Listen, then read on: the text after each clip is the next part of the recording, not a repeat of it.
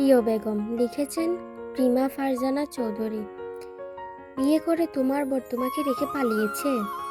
ভয়ে ভীত বহুলিত মেয়েটার চোখে অশ্রু, ভেতরে উদ্গীরণ করার চেষ্টা করে কম্পিত গলায় বলল, না সাহেব, উনি পালাননি। আমার মনে হয় উনি বিপদে পড়েছে। বলা শেষ করার আগে ফুফিয়ে উঠে এদিক ওদিক তাকালো মেয়েটা। শত্রু? কেমন শত্রু? শত্রু হলে তোমাকে তুলে নিয়ে যেত না? তোমাকে রেখে যাবে কেন? মেয়েটা ভীত সন্ত্রস্ত হয়ে ডানে বামে তাকায়, তারপর ঠোঁট ভেঙে কাঁদে। পরনে লাল টকটকে বিয়ের শাড়ি, মাথায় কবরীবদ্ধ চুলের সাথে আটকানো একটা যবনিকা, নাকে ছোট্ট একটা সোনার নাকফুল, গলায় সোনার চেন, হাতে দুটো চিকন বালা, সেটা স্বর্ণের। মাথায় সোজা স্মৃতি বরাবর পরা টিকলি বাঁকা হয়ে আছে। অল্প বয়স্কা মেয়ে, দেখতে ভারী সুশ্রী, দেহের আচ্ছাদ বাঁধুনি, তেজস্দীপ্ত চোখ, এক কথায় লাবণ্যময়। মেয়েটার রূপে মোহিত হয়ে ছেলেটা হয়তো তাকে নিয়ে পালিয়ে বিয়ে করেছে। তোমরা কি পালিয়ে বিয়ে করেছ? প্রশ্নটা মেয়ে লজ্জা পেল। লজ্জায় সংকোচে আরক্তিম হয়ে বুকে চিবুক ঠেকিয়ে মাথা দুলালো।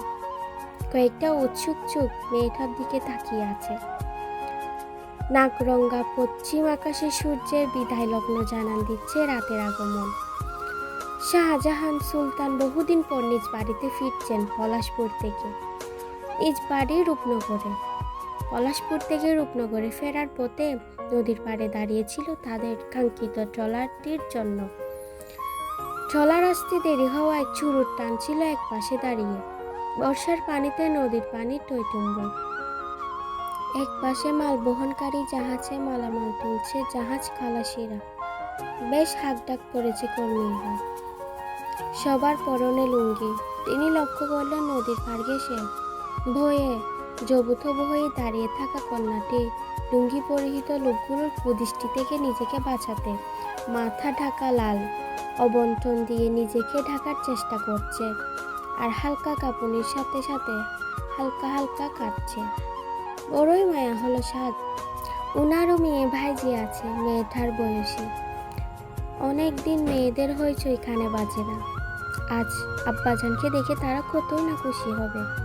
তিনি এগিয়ে গিয়ে স্নেহে মেয়েটির কাছে সমস্যার কারণ জানতে চাইলে মেয়েটি সব বৃত্তান্ত উল্লেখ করে নির্ভয়ে। যদিও মনের মধ্যে কুডাক ছিল, কিন্তু উপায় নেই। রাত নেমে গেছে, সে বিপদে পড়বে তা নিশ্চিত। উনি তাকে ফেলে কোথায় চলে গেল? মানুষটার কোনো বিপদ আপদ হলো না তো? অজানা আশঙ্কায় মেয়েটার গলা শুকিয়ে এলো।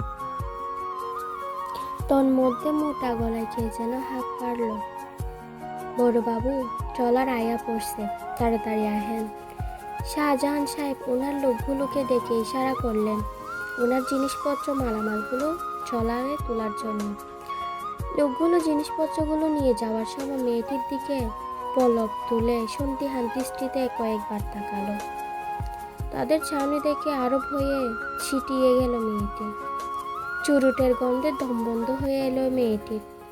শাহজাহান সাহেব ধোঁয়া উড়িয়ে বলেন, রাত নামছে মেয়ে, কি করবে কিছু ভেবেছ?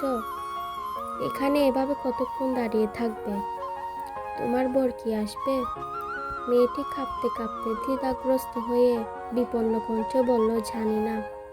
উনি আমাকে বলেছিল 8 ঘন্টার ভেতর ফিরে আসবে। গিয়েছিল ভাঙতি পয়সার জন্য।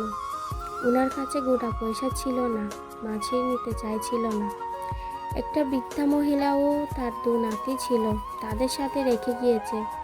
উনি যাওয়ার ঘণ্টাখানেক পর বৃদ্ধাকে নিয়ে তার 2 নাতি চলে যায়। আমি একা হয়ে পড়ি। মেয়েটা কাঁদতে চাইছে না, কিন্তু কান্না আটকে রাখতেও পারছে না। ভবিষ্যৎ আশঙ্কায় সে দিশেহারা হয়ে পড়ছে। শাহজাহান সাহেব আরও একটি চুরুট ধরালেন, বললেন, তোমরা যাচ্ছিলে কোথায়? নির্বুদের মতো থাকালো মেয়েটা। নদীর ওপারেই যাচ্ছিলাম। ওপারে কোথায়? মেয়েটা উত্তর দিতে পারল না। আজব মেয়ে তুমি, নিজের শ্বশুর বাড়ি কোথায় তা জানো না? ওনার তো বাড়িঘর নেই, ওনার দুকুলে কেউ নেই। বিয়ের পর অন্য একটা গ্রামে চলে যাব, শুধু এতটুকুই বলেছিলেন আমায়। যাতে আমার চাচা খোঁজ না পায়। তুমি তো আমাকে বিপাকে ফেলে দিলে মেয়ে।